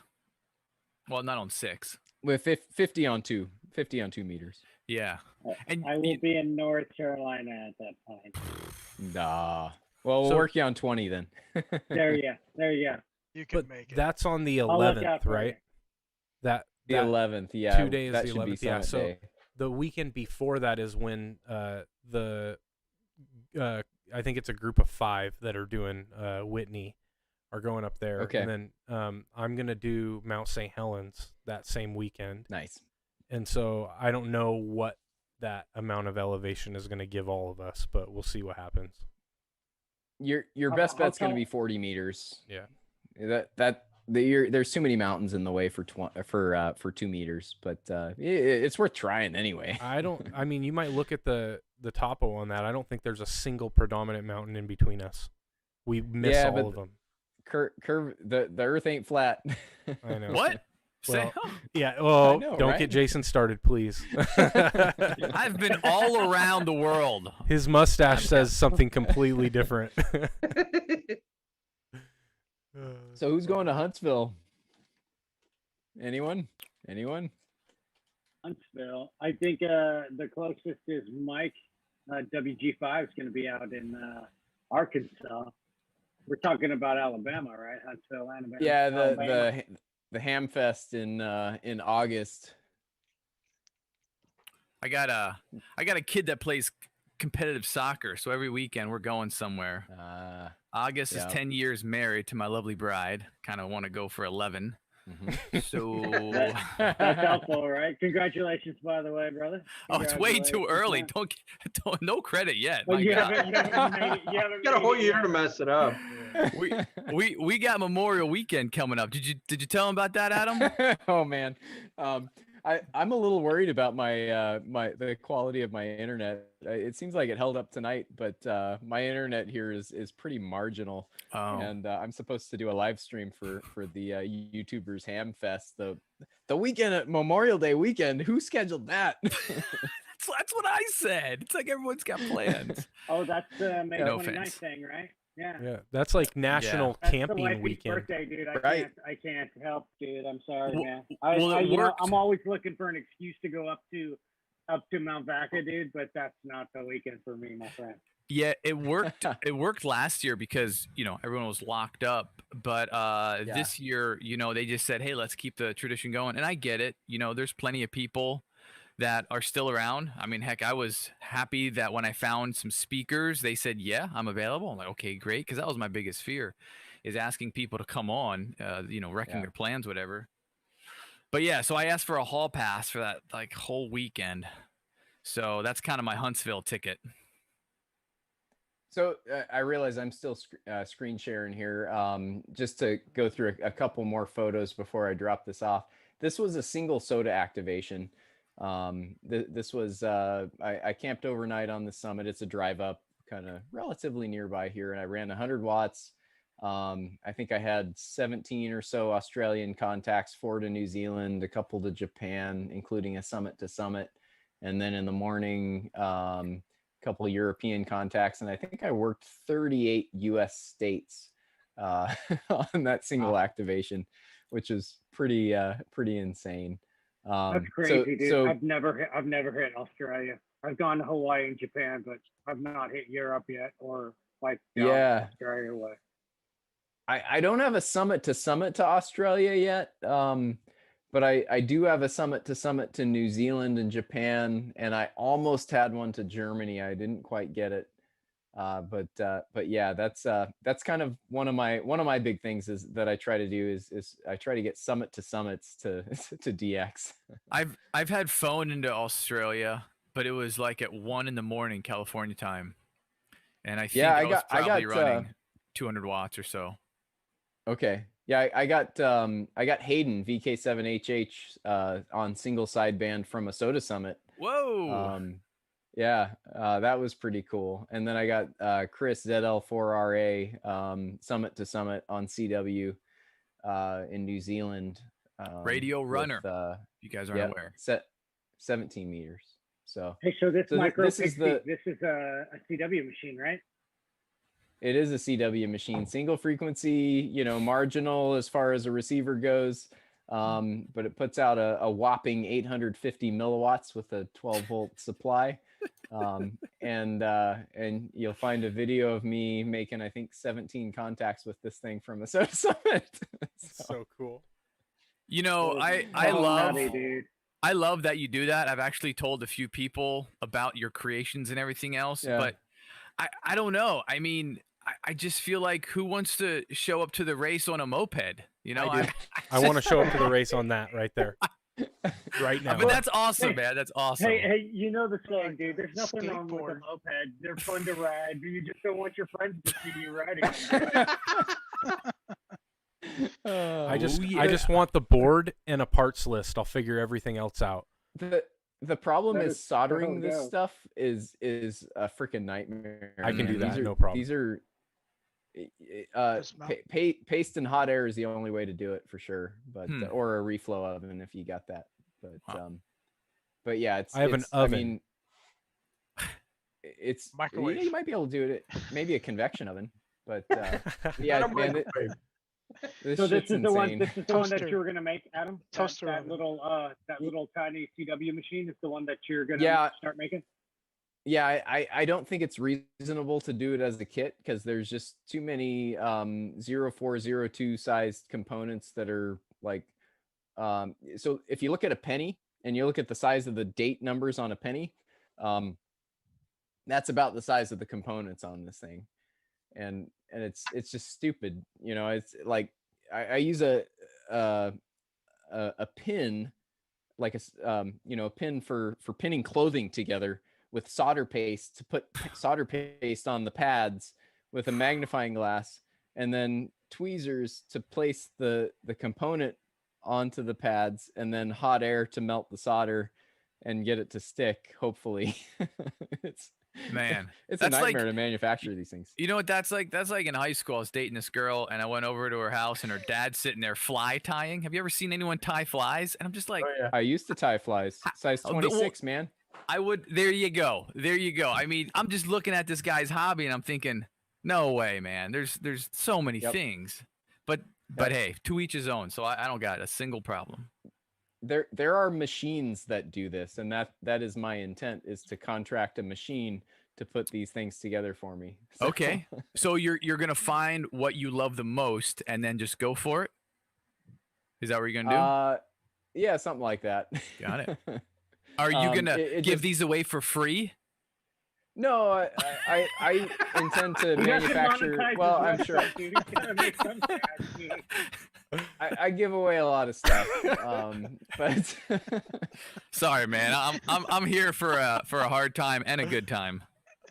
I try to at least sell enough to cover part of my costs. Good Lord, someone start Adam a GoFundMe. On it. I gotta see that Brewmander video though, dude. That looks so dope. I thought it was gonna break when he was raising in the air. I was really impressed with his welding skills. You know what, Adam? I think it's admirable that you don't do the monetization thing. To be honest, I have no intentions of doing it either. The only reason that I even want to hit 1,000 subscribers is so that I can live stream from my phone, which I can do, but it's watermarked through another application and blah blah blah blah blah. I've got that all set up. I can do it if I want to, but which I don't really care about any of that either. But I think it would be cool to do like a live stream Sota activation. I think that would be fun. I've done it. Yeah. Yeah. It's just cool. Just be like, hey, I'm here. I live streamed an activation from a never before activated Sota Summit, technically in Yosemite National Park. I think it's one of the northernmost summits in Yosemite, 17 miles into the backcountry from the nearest trailhead. And I had full on 4G, solid cell reception. So I was like, what the hell? I might as well live stream this. So at that point, are you yelling out Sota, POTA when you call CQ? I have actually never done a POTA activation. Okay. I should probably do that at some point. Yeah. Because that would make my pile up even more ridiculous. It would just be more work when you get home, right? You gotta submit 2 different ways. Well, maybe Pretty not, much, because he mentioned earlier on in the stream he had mentioned an app that actually exports a file that you can load right into right into Sota.uk. I want to learn more about that because I absolutely despise like I literally have like 4 or 5 summits that I haven't even logged because I really don't care about the points. I just like going up there and making the activations, and guilty me, I really should log it, but that would make it a lot easier. See, the nice thing with Sota that's different from POTA is that your logging as the activator does not impact the chaser. So the chaser logs their own points, and their points count no matter what you log or don't log. That's same with POTA. It's all honor system. Yeah. No, I noticed. POTA, I noticed that too. Actually, when I was up there doing my Sota, there was a chaser. A chaser's like, "Hey, dude, I'm gonna register you on the site." He goes, "Do you know what you're doing?" I have no idea what I'm doing, dude. I'm just trying to get this done. And he goes, "I'm gonna put you. I'm a chaser. I'm gonna put you on the site." And then there was more people showing up. It just so happened that the Green Donkey was pushing 100 watts over on Mount Diablo that day and drowned my 5 watts out my HDL. I do like that. I see a ballast point in your cantenna there, dude. It's one of my favorite beers there. So heck yeah, man. There's what are your favorites from them? The Sculpin, dude. I love the Sculpin. Yeah, man. I'm a big fan of that one. But I do see that you put one of those in there. So points on this. Have you had the habanero Sculpin? I know the habanero one. Oh yeah, it's got some. I'm sorry. Go ahead. It's got some kick to it. Yeah, it's got some kick to it. I went to a business trip down there in San Diego. I was in Oceanside. I work in Biofarm, and they had this place called what was it? It was like Barrel Republic. It seemed like it was like a franchise where you go in and you buy an armband or something. We've got something like this, like the Green River Tavern, Jason, if you've been up there, except there's no bartenders. You just buy a thing and you just keep, it's just a wall of beer that you could pull down, which I was like, I've never seen anything like that before. Yeah, and you can take 2 ounces or you can take 16 ounces. You can do whatever you want, and it just clocks how much you pour. Yeah, I like the fact that they're like, okay, so you hit $20. Let's see if you're sober still before they throw you another $20. But yeah, I'd never seen anything like that before I went to San Diego. Yep. Hey, we've got cool. Will and Chris here. Will, you haven't had a chance to say anything. You want to jump in and say hi? You won't let me. Hello. Oh, I guess I gotta activate it, right? No, you're good. Yeah, good. I sent Adam an email, and I was asking him about that process of the pick and place. I'm an engineer as well, and we work on laser circuits, and so I offered to run that board or whatever. So throw it out to Adam. If he's got somebody, fine, but I'll throw it out there again. Awesome. I don't, and that's kind of one of my one of the things that's been holding me up is I don't know what the hell I'm doing. I'm a mechanical engineer. I don't deal with this kind of stuff. I figured out how to use Autodesk Eagle, and I think I can figure out how to give you what do you call it, the Gerber package and a parts list. But if you have a means to do a relatively short run, 200 to 500 with a reasonable price, I'm totally in. Yeah, that's kind of, there's a place in Milpitas that we use, and it's prototyping, so that's perfect quantities. And the engineer that I use, we're working on the circuit. He actually doesn't do the Eagle himself. He has people that do that. They contract with, and he can do it, but it's just better to have somebody else, when you're doing this commercially.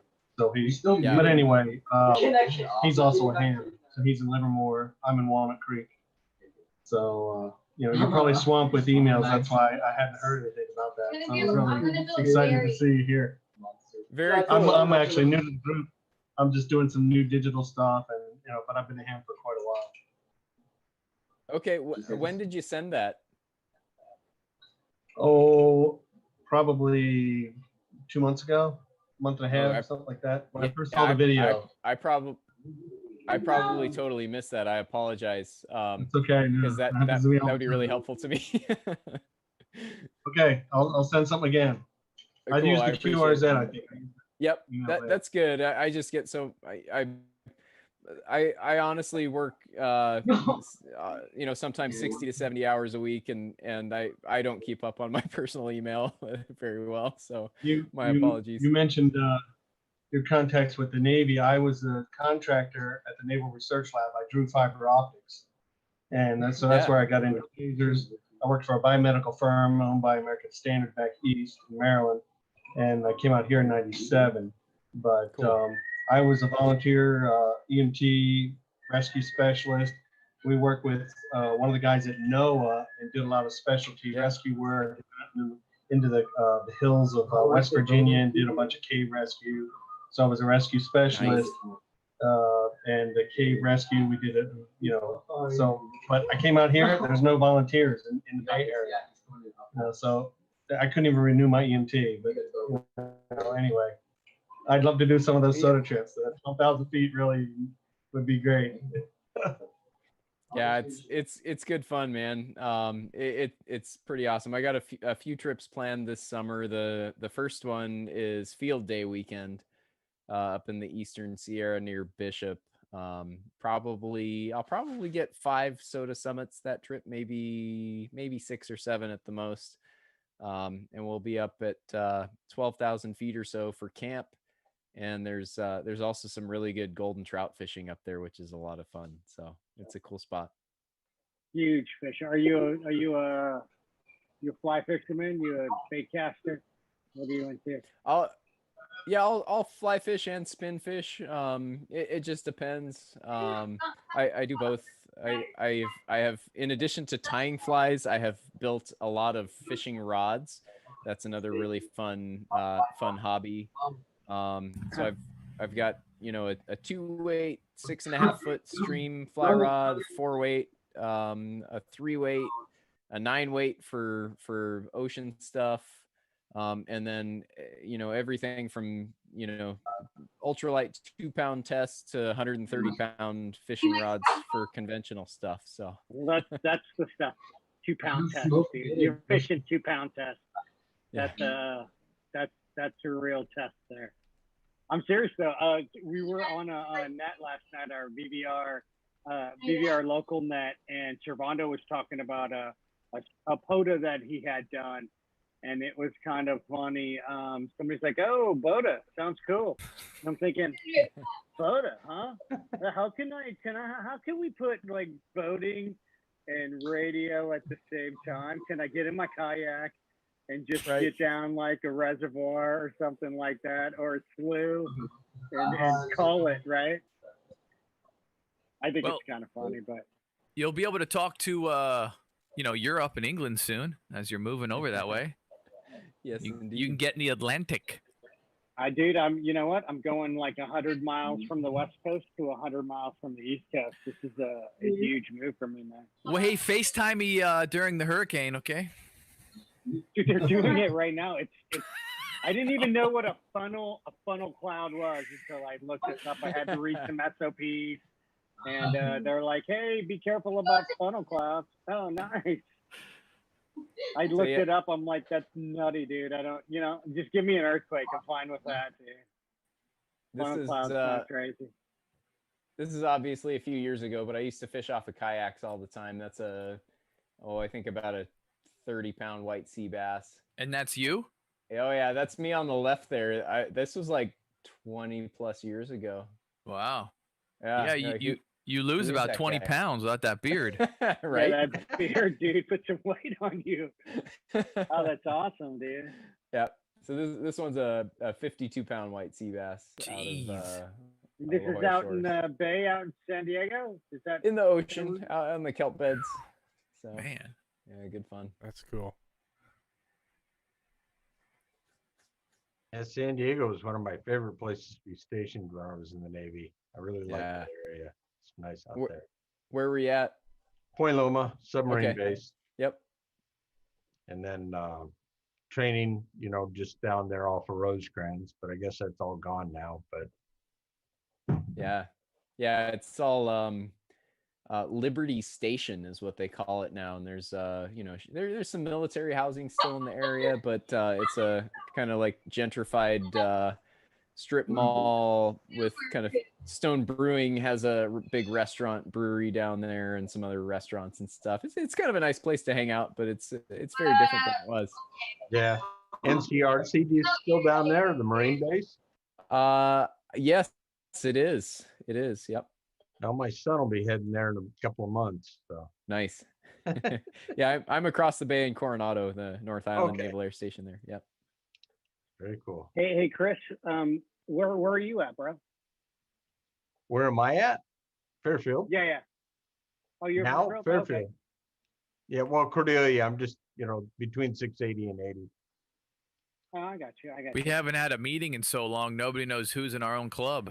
No, I know. Well, it was kind of nice going to the swap meet. It's like, hey, I know that face. I see you on Zoom all the time. Oh, I went to that swap meet specifically just to meet people. I mean, I bought some stuff and that was great, but I just wanted to meet the club, man. I've been a COVID ham, dude. I got my tech last August and went general last March, but I know a couple folks, but for the most part, I literally went out to VLF's place. I wanted to see people. I wanted to shake some hands and pass my COVID disease on everybody. So Will, I just searched for you in my email, and I actually wrote like most of an email to you and then never finished it. Honesty time. Do you go by Will or Bill? Will. My dad was Bill. I'm a junior. Will. Got it. Do you get on 3-3 or listen? I haven't been on. Well, I was on 3-3 a couple weeks ago. Okay. And but it's been years since I've been on 3-3. Yeah, it can get dangerous.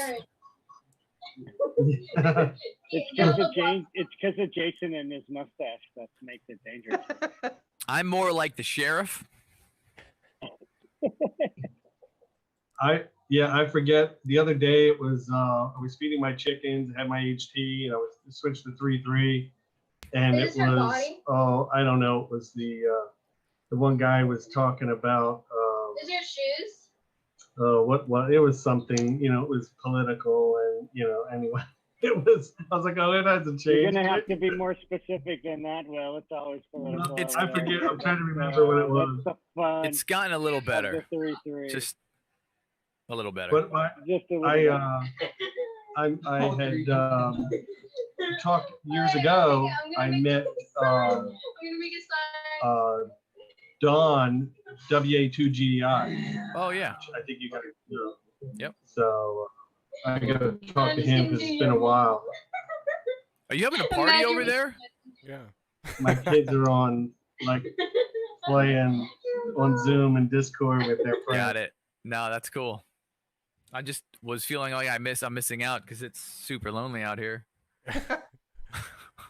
He's in a shed. He's not even allowed to have radio equipment in the house.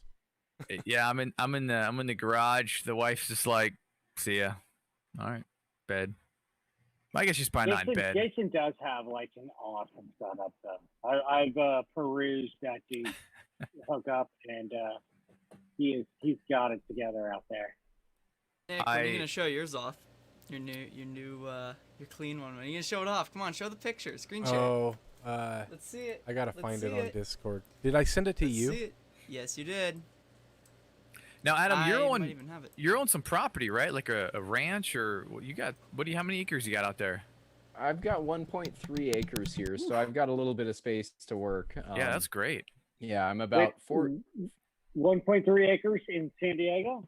Yeah, I'm in Ramona, kind of near Mount Woods, west end of Ramona. So I'm about 40 miles from work, which is why I typically go in at like 4 in the morning and try to leave by 2 if I can. But at least half the time I end up stuck there till like 5 or 6 anyway. So it makes for a long day. I'm working that schedule right now. I'm actually doing East Coast time.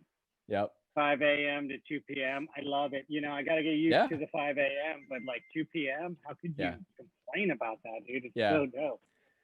The problem is when I get there at 4:30 and then I'm still there at like 6 and I'm like, what am I doing? And your salary? I'm technically not salaried, but I don't have permission to clock overtime right now because our budget is in the shitter. So I'm basically salaried. Your salary then. I get paid every 2 weeks and I average about 95, 100 hours in 2 weeks. And I also leave at 4 in the morning. Yep. Are you leaving at 4? And when you leave your house? Well, no, I'm up at 4. I leave at about 4:45, I should say. Up at 4. I get up at like 3:15 and I'm at work usually by 4:15. Yeah. I literally just started a new job this Monday and I'm working East Coast time. And, I'm getting up at 4:45 and moseying down for 5 a.m., 5 to 2, which is I'm still kind of getting used to it. I'm a soft hand guy, but still I love getting off at 2. I'm like, my boss is like, hey, you don't have to do it. You could work, you know, just your salary. Just make sure you're at the right place at the right time. But I love it. Let me make a banner. I got 3 kids here at home. Nobody bugs me before like 9 a.m. I can get through half of my day sitting right here. Yep. In total concentration. It's awesome. I love it. Yeah. That's right. How much is it? I'm still tripping out on that mustache, Jay. You need to. What happened to your flavor saver, dude? I got this in Utah. Flavor saver, dude. You know, as long as the wife continues to give me kisses, I might keep it for a little bit, you know? See, I seem to remember during No Shave November, you tried this out, and there were some marital repercussions related to related to it, and you seem to bypass that now. Everything seems to be okay. It's a tool, my friend. Yeah, well, just you gotta use it right. I'm thinking a lot clearer these days. You know, to have a mustache like that, I would have had to start when I was like 16 or something. It just doesn't come in. Are you gonna get it to like frill out and roll? There's a guy on TikTok I've been following, taking notes. There you go. Get some of that handlebar mustache cream, dude. That's that oil, dude. This guy's next level. How you doing, Bert? Nick. You're over there on mute, buddy. Yeah. It's like the kid behind me is playing her Discord and everything too behind the green screen. You know, I love your screen, Bert, because whenever your kid comes in and out or anybody comes in and out from your view, it looks like they're like jumping down into the spaceship core. Yeah. It's pretty cool. They're all explorers. That's what you need. Yeah. Wow. You need that. Come on, Adam. Let's see who can get there first. Oh, I've had I've know been the able picture. to get some curl. You saw the picture. Yeah, that's a great picture you shared. It's ambitious but doable. Judging from Adam's picture, I can't imagine he couldn't pull that thing off, dude. That's my shot. What do you call it when it just goes like straight out? That's like nuts, right? That's funny. That seems like too much work, man. I just ordered some of those yoga pants. I think I'm going to start TikToking. That's scary. Is that legal? Is that even legal? I'm done. Yeah, you know the ones I'm talking about, right? The booty ones with the rim light. No, I don't think that's legal. I just unsubscribed. I'm sorry. I can't do that. I'm out of here. Adam grabs. You can see it come into frame. There's a line. I'm not willing to cross. I'm gonna be holding guys. Guys, I'm gonna be holding radios. I'll be holding radios. Promoting radio with leggings. That's not what you're putting on the camera, probably. It's still ham radio. G-string, it doesn't make it any better, dude. Hey, the demographic. I want to see what the old guys on QRZ say about that thumbnail. I'm not after them. I'm after the chicks. That's why I got into the hobby. Oh, you know, one thing I forgot to ask, Adam. You had said that you had made some 160 contacts. What antenna were you using? End-fed half-wave with a loading coil. So I specifically in preparation for that activation, there was a to back up a little bit. the Summits on the Air program does some sort of special events. Sometimes they pick unique things to try to get people operating in different ways and on new bands and stuff. And a number of years ago, they did. Dude. Yeah, totally. A number of years ago, they did one that was a 12-meter thing, and you got like extra points in a different sort of point scheme for contacts on 12 meters. And in 2020 or 2019, I think it was 2020, they did what they called Sota Flavors event, where each month it was kind of a different thing, and it was only for whatever reason like the first weekend of the month or first week of the month or something. Anyway, one of the flavors was 80 and 160 meters, and I was like, well, hell, I've never made a 160 meter contact before, so I might as well make an antenna and do it from a Sota Summit. So I knew I would want to run 100 watts because of the noise level that's typically present on those lower bands. So I took a couple of FT140-43 toroids and stacked them together, made an end-fed half-wave matching unit, 64-to-1 or so transformer. And then I made an 80-meter end-fed wire. I tuned that. I added a link, and then I added a loading coil that I ran through a calculator to figure kind of roughly how much inductance I wanted on a 1.25 inch PVC former. Made a loading coil that would make my antenna not ridiculously long, so it took about 100 feet off of the antenna by adding that loading coil. And then I added some additional wire, tuned the stub of wire on the end so it was resonant in the portion of the 160 meter band that I wanted, and that was it. So yeah, end-fed half wave with a loading coil, and a link for full length 80 meter end-fed half wave, and then the wire with the loading coil. The total length on 160 meters was like 165 feet or so. That's so it not wasn't bad. It was That's not bad. manageable. Yeah. That's great. Yeah, I've been playing around with different balance and stuff. I ended up that one that I sent you a picture of. I made that a 64-to-1, and I did a 3-turn to 24 ratio to see, and it tested on my meter actually really well. So my next summit I'll try that out and see how that works. Cool. And then I've yet to really dive down 80 meters from a summit, just because it's typically a lot more active at night, and I'm not doing the summit at night. But I do want to build something for like overnight camping that I can do it. So I might do a link or something like what you're describing. I just don't want to lug around like a coil. But 160, you kind of have to. You got to do something. You're gonna wrap the whole mountaintop in a wire to make a contact.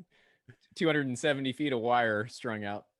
Yeah. But so a couple tips for end-fed half-wave matching units. What I've learned to sort of optimize the matching unit, what I typically do is add a few extra turns on the secondary, especially for the lower bands. I find that you need a little bit higher transformance ratio. In other words, more secondary turns versus primary turns, right? For the lower bands than you need for the higher bands. And then I'll sort of temporarily tack solder stuff together and then string out the wire for the band that I want to use in basically the orientation I'm going to use it.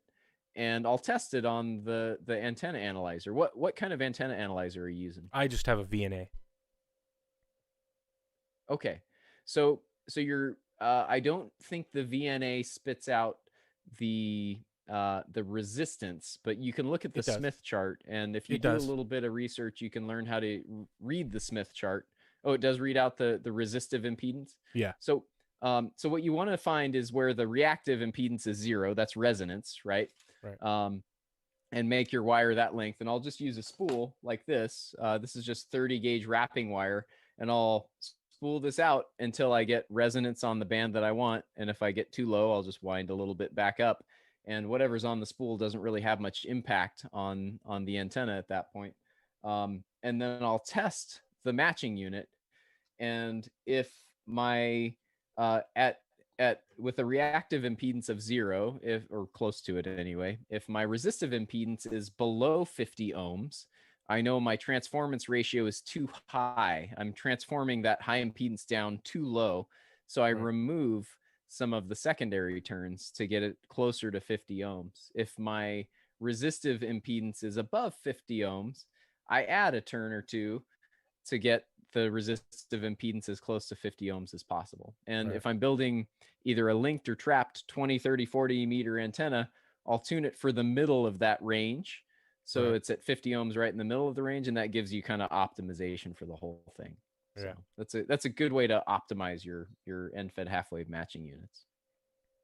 I have a weird question, and I don't know the Sota rules, but could you hook up to an antenna that's already installed?